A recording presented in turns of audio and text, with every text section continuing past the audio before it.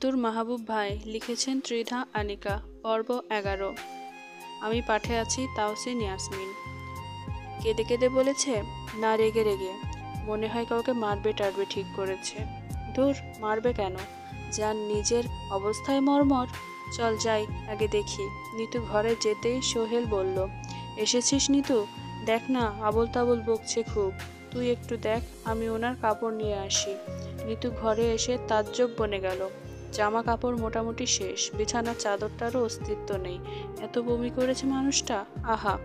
মুকুল অসহায় গলায় বলল, আমার গোসল করতে হবে, দুবার তো আমার গায়ে বমি করলো। আমাকে আগে ডাকিসনি কেন? ডাকার সুযোগ পেলেই না। এখনই তো আসতে চাইলি না। ওনার বন্ধুরা কই? সবগুলো বেঘরে ঘুমাচ্ছে।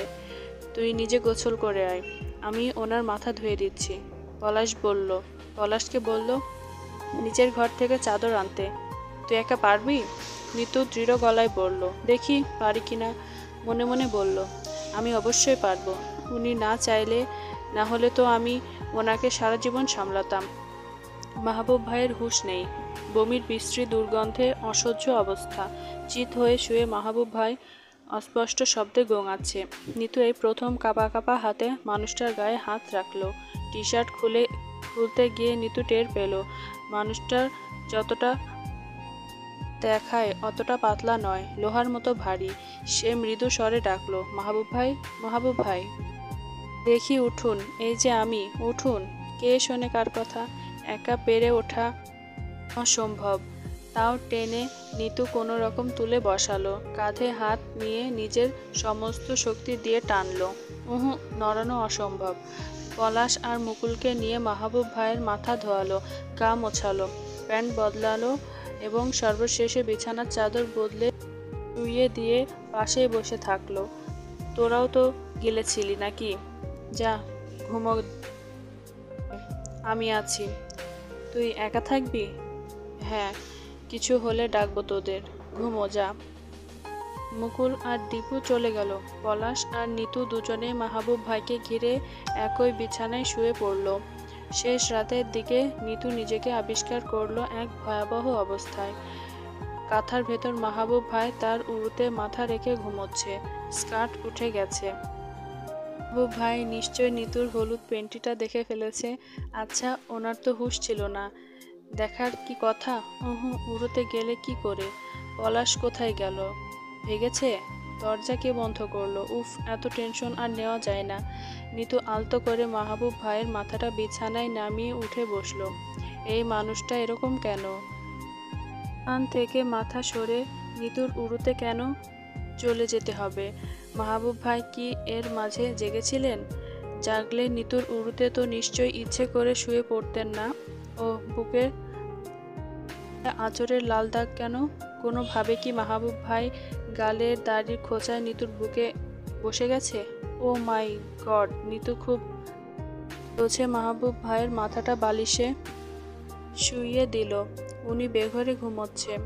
নিতু শুইয়ে দিতে মাহবুব ভাই বালিশ আঁকড়ে উপর হয়ে শুয়ে পড়লেন। নিতু চুপচাপ কিছুক্ষণ দেখল মানুষটাকে। কি সুন্দর শরীর, বুকের কাছটায় কি আদুরে রোমশ, পেটের কাছে কি দারুণ একটা দাগ, আর কোমরটা।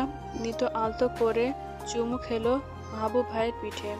উপর হয়ে মাহবুব ভাইয়ের পিঠে কিছুক্ষণ শুয়ে রইল।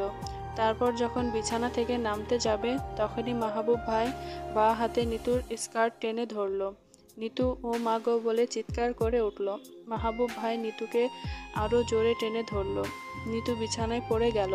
মাহবুব ভাই নিতুকে গাঢ় করে বুকে জড়িয়ে তৎক্ষণাৎ কয়েকটা চুমু খেলেন। ঘটনার আকস্মিকতায় নিতুর যেন দম নিতেই ভুলে গেছে। ও মা, মানুষটার নেশার যেন দম নিয়েই ফুরোচ্ছে না। ও মানুষটার নেশার ঘোরে এখনো কাটেনি। সচেতন হলে নিশ্চয়ই বকতেন নিতুকে, তুই আমার সুযোগ নিয়ে নিলি। দুদিন পর আমার বিয়ে। নিতু ফিসফিসিয়ে বলল, ছাড়ুন আমাকে। মাহবুব ভাই গোঙালেন। নিতুর গলায় নাক ঘষতে ঘষতে বললেন, ছাড়বো না। আশ্চর্য, ছাড়বেন না মানে? আদর করব, ইচ্ছে করছে। ইস, এত সোজা? ছাড়ুন। বড্ড কথা বলিস তুই। এই নে, মুখ বন্ধ করে দিলাম। নিতু বলতে চেষ্টা করলো, মদ খেয়ে চুমু কেন আমাকে? বলা হলো না। মাহবুব ভাই নিতুর ঠোঁট দুটো সম্পূর্ণ নিজের করে নিলেন। শক্তিতে না পেরে মাহবুব ভাইয়ের পেটে ঘুষি মারল সে। মাহবুব ভাই কেশে মুখ সরিয়ে নিলেন, বুকের সাথে আবার চেপে ধরলেন নিতুকে। আপনি এরকম করছেন কেন? দুদিন পর না আপনার বিয়ে? কেন, বিয়ে ছাড়া কি কিছুই করা যায় না নাকি? আদর করতে বিয়ের দরকার নেই। নিতু মাহবুব ভাইয়ের বুকের ভেতরে কুঁকড়ে যেতে থাকলো। তুই কি নরম রে নিতু, মনে হচ্ছে অরেঞ্জ জেলি। এবার তিনি নিতুর গালে পৃথিবীর সবচেয়ে ভয়ঙ্কর দানবীয় দুইটা চুমু খেতে খেতে বলল, জামা খোল কুইক। ও মা গো, না না না, চিৎকার দিবি না, চুপ। টপের গলা শক্ত করে ধরল। টপ খুলবো না আমি। আমি খুলছি। তোর জামার চেন কইরে? চেন কেন খুলবেন? এই জন্য খুলবো বলে মাহবুব ভাই চেনের অপেক্ষা করলেন না। নিতুর টপের ভেতরে হাত ঢুকিয়ে দিলেন। ঝড় বইয়ে দেওয়া আদরে নিতুই মরেই যাচ্ছিল প্রায়। মাহবুব ভাই অস্থিরভাবে গোঙাতে লাগলেন। নিতু আবার ফিসফিস করে বলল, আপনি হুঁশে নেই, ছাড়ুন। তো আমাকেই বকবেন, এত নড়ছিস কেন? ইস, বুঝিস না কেন তুই? প্লিজ, এটা ঠিক হচ্ছে না। মা গো মা। মাহবুব ভাই নিতুর কথা শুনলেন না। তিনি তার মতো করে পাগলামি করতে লাগলেন। গাঢ় স্পর্শে নিতুর সব কাহিল করে দিতে লাগলেন। নিতু নিজেকে সামলানোর শক্তি যেন ছিলই না, ধস্তাধস্তি করেও কুলোচ্ছিল না। মাহবুব ভাই বললেন, ব্রাও পরেছিস, দুনিয়ার টাইট, ফাজিল। এত টাইট পরা কি ঠিক? মাহবুব ভাই নিতুর ব্রা খুলে নিলেন, ব্রার ফিতেটাও নামিয়ে নিলেন। নিতু কিছু একটা বলে চেঁচাতে চাইল। শ্যামা, গণেশ। নিতু কিছু একটা বলে চাইল, কিন্তু তার গলা দিয়ে কিছুই আওয়াজ বেরোলো না। তার মনে হলো সে এই পৃথিবীতে নেই, এই সময়ে নেই, এই মুহূর্তে নেই। সে হারিয়ে গেছে অন্য জগতে, যেখানে আশেপাশে শুধু অনুভূতির রাজত্ব চলছে। দেখ, তোর এখানে দাগ হয়ে গেছে। এত টাইট ব্রা আর কখনোই পরবি না। এটা পরার কি দরকার? মাহবুব ভাই এবার আরো ভয়ানক কাজ করলেন। নিজের ঠোঁট দিয়ে ছুঁয়ে দিলেন নিতুর বিশেষ জায়গায়। আলতো আঁচিড়ে কামড়ে সব একাকার করে দিতে লাগলেন। নিতু ওনার মাথার চুল ইচ্ছে মতো টেনে ধরল, তাতেও কাজ হলো না। দু হাতে মুখটা ঠেলে দিয়েও কাজ হলো না। নিতু বিড়বিড় করতে লাগলো, এত পাগলামো কেন করছেন? এই অঘটন কিভাবে সামাল দেব? একদম কথা বলিস না। মাহবুব ভাই অন্য হাতে নিতুর পেন্টির রাবারটা টানতেই নিতু ফিসফিস করে বলল, আমার পিরিয়ড চলছে। আমি পেন্টি ধরতেই পিরিয়ড হয়ে গেল? সত্যি, হাত সরান। তুই মিথ্যে বলছিস দেখি। না, হাত সরা, আমি চেক করব। মাহবুব ভাইয়ের হাত কথা শুনল না। বার্থডে? ও, তাহলে তো অনেক দিন, কিছু হবে না। না না, মরে যাব আমি। দেখতে পাচ্ছিস না আমি মরে যাচ্ছি? এই দেখ, নিঃশ্বাসটা দেখ, মরে যাবার আগের নিঃশ্বাস। মাহবুব ভাই উঠে বসলেন। নিতুর স্কার্টটা খুলে ছুঁড়ে ফেললেন দূরে। তারপর গাঢ় দৃষ্টিতে তাকিয়ে বললেন, তুই এত সুন্দর নিতু, মাথা ধরিয়ে দেয়া সুন্দর। এই যে আমার 1000 ডিগ্রি ব্যথায় মাথা ধরে গেছে, চুলের গোড়ায় ব্যথা করছে, লাল নীল ব্যথা। দেখি। মাহবুব ভাই নিতুর চুলে মুখ ডুবিয়ে দেন। নিতু যেন কোনোভাবেই শরীরটাকে থামাতে পারছিল না, কিছুতেই না। কি করে পারবে? সে তো মন থেকে পছন্দ করে মানুষটাকে, ভালোবাসে। ভালোবাসার কথা মনে হতেই নিতু লাফ দিয়ে উঠে বসলো। আকাশ ফাটানো চিৎকার দিয়ে বলল, হবে না, কিচ্ছু হবে না, আমি পারবো না। ভালোবাসার মানুষটাকে এরকম বেহুশে সে একদম ভুল করতে দেবে না, কিছুতেই না। হুঁশে থেকে 1000 বার আদর করলেও নিতু মানা করতো না। নিতু উঠে বসবার চেষ্টা করলো। মাহবুব ভাই শক্ত করে নিতুর কোমর জড়িয়ে ধরলেন, নিজের সাথে চেপে ধরে মাতাল কণ্ঠে বলল, পারবি? বললাম তো, কিছু হবে না। আমি একটু ব্যথা দেব না তো। আপনি উঠুন, একদম সরুন। কি চাস? এক্ষুনি মরে যাই আমি? সে গলা টিপে দেয়। কি চাস? বলেই নিতুর পেটের এলো পাথারি চুমু খেতে লাগলেন। নিতুর কান্না পেয়ে গেল।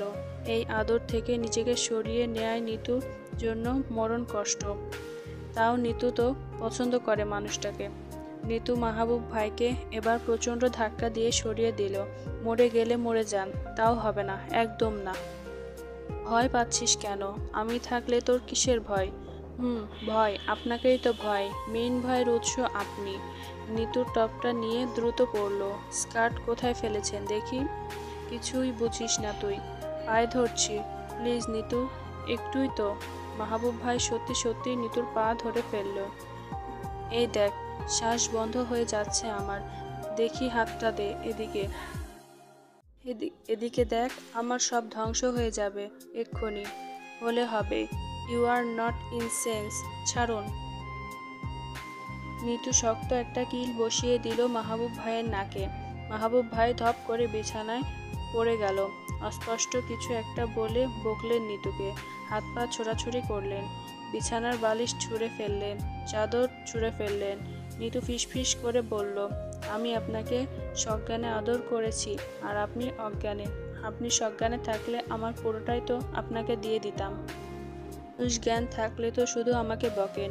নিতু সাবধানে দরজা খুলে বেরিয়ে এলো। ঘরে আসতে আসতে তার মনে হলো মাহবুব ভাই তার সব লজ্জার ঘটনায় জানেন। নিতুর মুকুর জানেন, কামড়ের ঘটনা জানেন, আজ আবার পিরিয়ডের ঘটনাও জেনে গেলেন। উফ, এই এত খারাপ লজ্জাগুলো নিতু কোথায় রাখবে?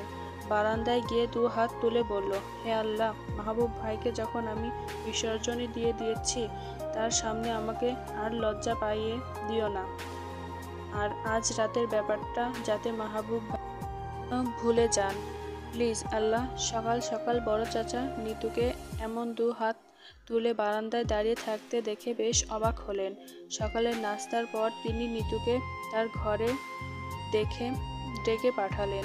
নিতু ঘুমো ঘুমো চোখে বড় চাচার সামনে হাজির হলো। তো বেলা পর্যন্ত ঘুমোচ্ছ কেন নিতু? তুমি কি রাতে ঘুমোওনি? জি চাচা, ঘুমিয়েছি। তাহলে সকালের নাস্তায় কোথায় ছিলে? নিতু হাই তুলতে তুলতে বলল, আসলে চাচা, আমার রাতে ভালো করে ঘুম ফুরোয়নি। ফজরের ওয়াক্তে দেখলাম বারান্দায় 2 হাত তুলে দাঁড়িয়ে আছো। ওয়াই? প্রায় দেখছি তুমি একা একা কথা বলতে বলতে হাঁটো। এসবের মানে কি? নিতু জবাব দিল না। তুমি কি কোনো ব্যাপার নিয়ে চিন্তিত? নিতু কান্না কান্না গলায় বলল, জি চাচা। আমাকে বলো। আপনাকে বলা যাবে না, খুবই ব্যক্তিগত। আমার এই পাঠগল্পটি সকলকে ধৈর্য সহকারে শোনার জন্য ধন্যবাদ। পরবর্তী পাঠের জন্য অপেক্ষা করুন।